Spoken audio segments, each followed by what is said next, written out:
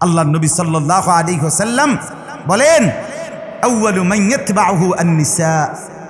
হাদিস, দাজ্জালকে সর্বপ্রথম যারা অনুসরণ করবে তারা নারী, মহিলা। ভেলকিবাজি দেখলে মহিলারা আগে দৌড় মারে।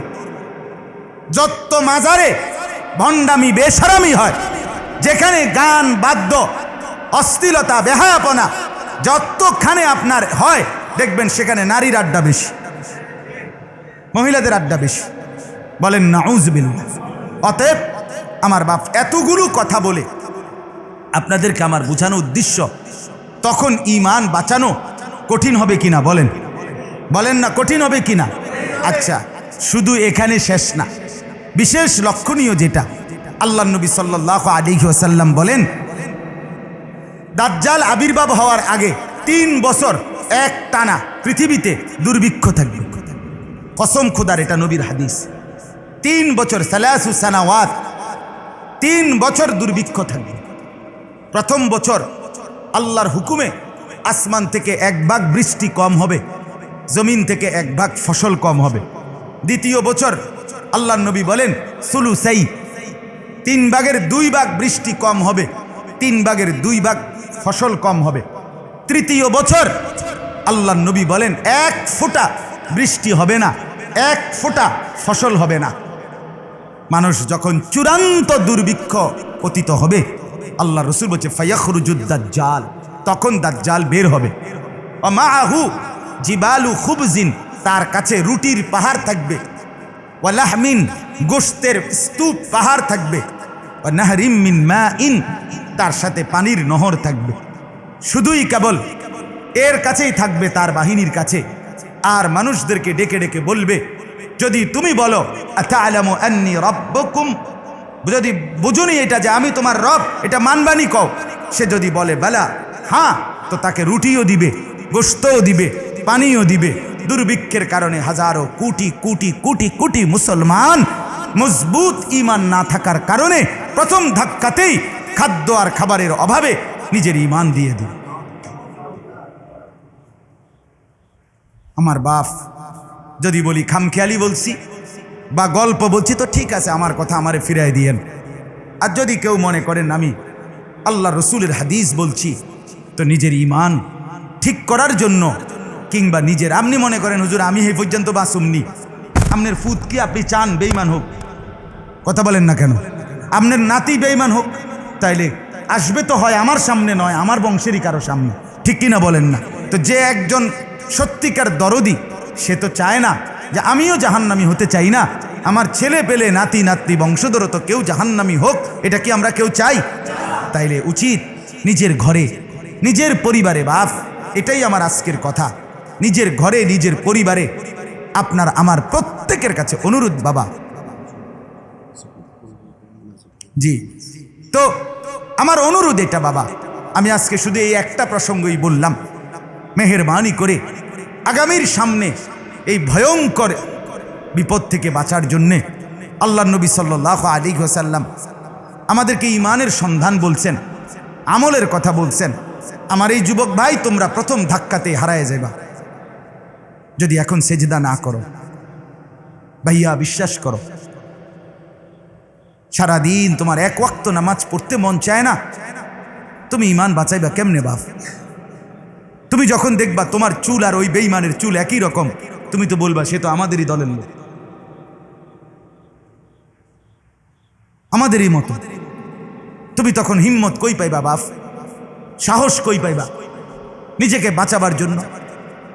বলে, এজন্য আমি আবারও বলছি, আমি ফেরিওয়ালা বলে গেলাম, দরদ নিয়ে বললাম, বাপ মেহেরবানি করে এখন থেকে যদি নিজে পূর্ণ নামাজ, পূর্ণ আমল, পূর্ণ আল্লাহকে না চিনি, মুসিবত হবে, মুসিবত হবে।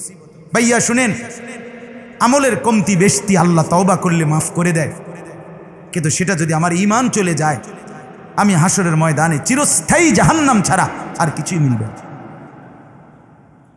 চিরস্থায়ী জাহান্নাম, চিরস্থায়ী জাহান্নাম। অতএব ঈমান সবচেয়ে বড় সম্পদ। গোটা পৃথিবীও যদি না পান, আল্লাহকে পান, সব পেলেন। গোটা পৃথিবীও যদি পেয়ে গেলেন, আল্লাহকে পেলেন না, আল্লাহর কসম কিছুই পাইলেন না। আমার শায়েখ আল্লামা মুফতি মুশতাকুন নবী সাহেব বলে, আল্লাহকে না পেয়ে গোটা পৃথিবী পেলেও কিছুই পায়নি, আল্লাহকে পেয়ে গোটা পৃথিবী হারাইলেও কিছুই হারায়নি।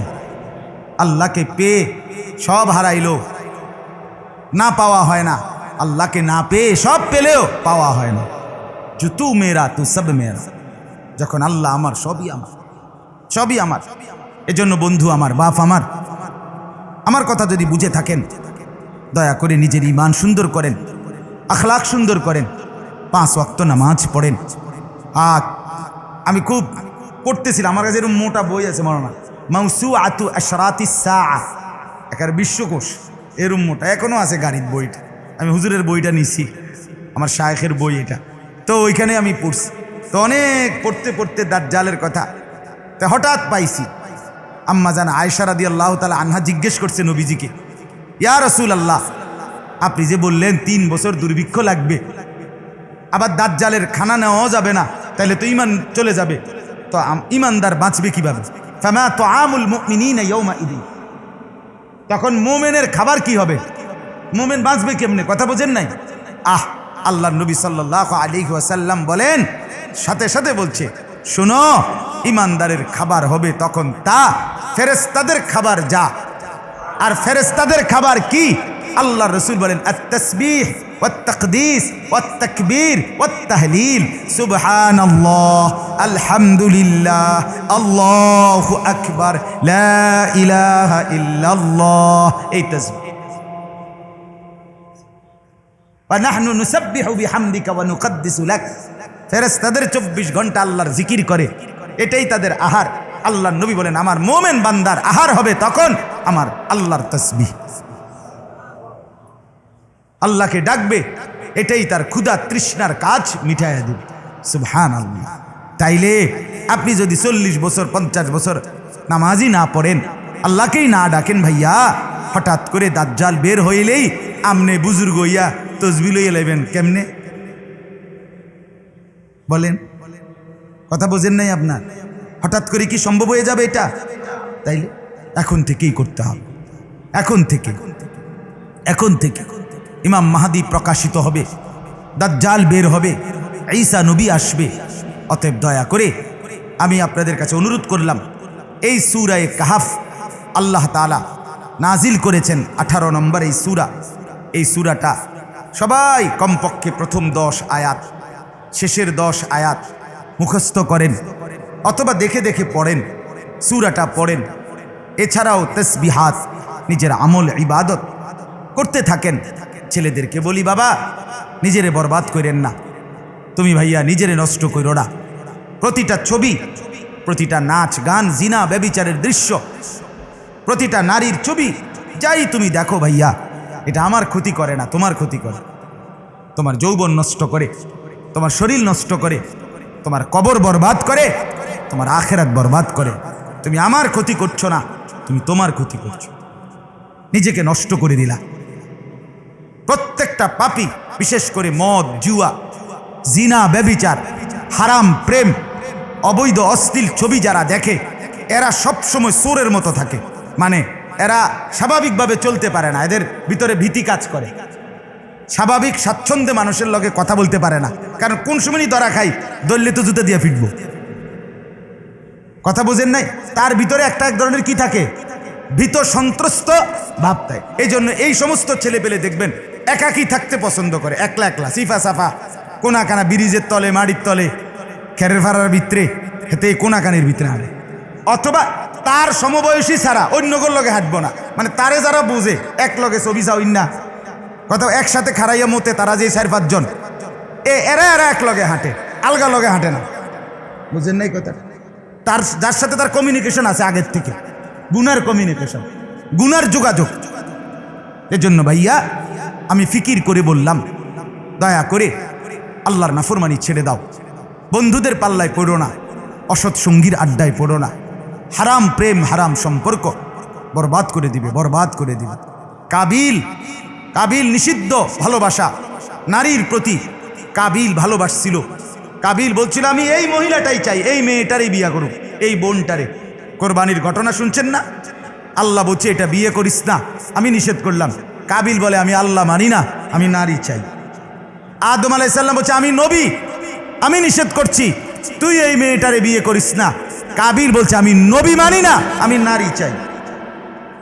আদম আলাইহিস সালাম বলছে আমি বাবা, আমি বাপ বলছি, তুই একে বিয়ে করিস না। কাবিল বলছে আমি বাপ মানি না, আমি নারী চাই। আমি আল্লাহ মানি না, আমি নবী মানি না, আমি বাপ মানি না। এরপরে বলছে আরে এটা শরীয়ত যে কোরবানি কবুল হইলে বিয়ে করবি, কোরবানি তো তোর কবুল হয় নাই, তাইলে তুই কেমনে বিয়ে করবি? এটা তো শরীয়তেরও খেলাফ। কাবিল বলছে আমি শরীয়তও মানি না, আমি নারী চাই। ঠিক কিনা বলেন? এই জন্য নারীর আসক্তি শেষ পর্যন্ত বেঈমান, কাফের, মুরতাদ, মুশরিক পর্যন্ত বানায় ফেলে। নাউযুবিল্লাহ, নাউযুবিল্লাহ। জন্য অনুরোধ ভাবা, একটা ছেলে হলে একটা ছেলে বোঝে। গুনার কথা বলার পরে হাসো না, আল্লাহর নাফরমানি করার কথা বলার পরে হাসো না। হাসলে বোঝা যাবে তুমি প্রতিবন্ধী, তোমার মানসিক সমস্যা, তোমার শরীরে কিছু কাজ করে না, তোমার বিবেক জাগে না, তোমার দিল মরে গেছে, এই জন্য তুমি হাসো। পাগলে না হাসে, স্বাভাবিক না যে প্রতিবন্ধী যে হে নাকি সারাক্ষণ হাসে। এই জন্য ফিকির করো, তুমি তোমার বিবেককে প্রশ্ন করো। আমি সর্বোচ্চ আবেগ দিয়ে বললাম আমার এটাই মেহনত, আমি এই এক মেহনতেই আছি। এদেশের যুবকরা, নওজোয়ানরা ফিরে আসবে আল্লাহর দিকে ইনশাআল্লাহ। যুবকরা ফিরবেই, আমরা বিশ্বাস করি ফিরছে। যুবক যখন সেজদা করে আরশে আজিম থেকে আল্লাহ তাআলা তখন খুশি হয়ে যায়। একটা নওজোয়ান সেজদা দিলে আল্লাহ আরশে আজিম থেকে বলে নওজোয়ান ঠিক আছে, আমি ওয়াদা দিলাম হাসরের দিন তোরে আমার পাশে রাখবো, তুই আমার আরশের ছায়া পাবি, তুই আমার কাছে থাকবি। শাবুন নাশআ ফি ইবাদাতিল্লাহ, সেই যুবক যৌবনকাল যে বন্দিগিতে কাটিয়েছে, আল্লাহ তাআলা বলেন, নবীজি বলছেন তাকে আল্লাহ আরশের ছায়া দান করবে। মোহতারাম হাজিরিন, পরম শ্রদ্ধেয় হুজুর, আপনাদের সামনে আল্লামা হযরত মাওলানা তাজুল ইসলাম সাহেব দামাত বারাকাতুহুমুল আলিয়া মুখতাসার সামান্য কথা বলবেন, এরপরে মুনাজাত করবেন হুজুর ইনশাআল্লাহ। এরপর পরেই একসাথে এশার নামাজ পড়ে আপনারা সবাই তারপরে বিদায় নেবেন। খুব বেশি রাত হয় নাই, কাজেই কষ্ট করে জমে বসছেন, মেহরবানি করে যুবক ছেলেদেরকেও বলি ভাই, সবাই আমরা যারা এখানে বসছি এখন আমরা মুসলমানের ছেলে, ঠিক কিনা বলেন? আমাদের বাবা মুসলমান, আমাদের মা মুসলমান, অতএব দয়া করে উঠেন না, অল্প একটু সময় হুজুর কথা বলে সামান্য দোয়া করে দিবেন। এরপরে নামাজ পড়ে আজকের থেকেই শুরু হোক জিন্দিগির পরিবর্তন, ঠিক আছে না ইনশাআল্লাহ?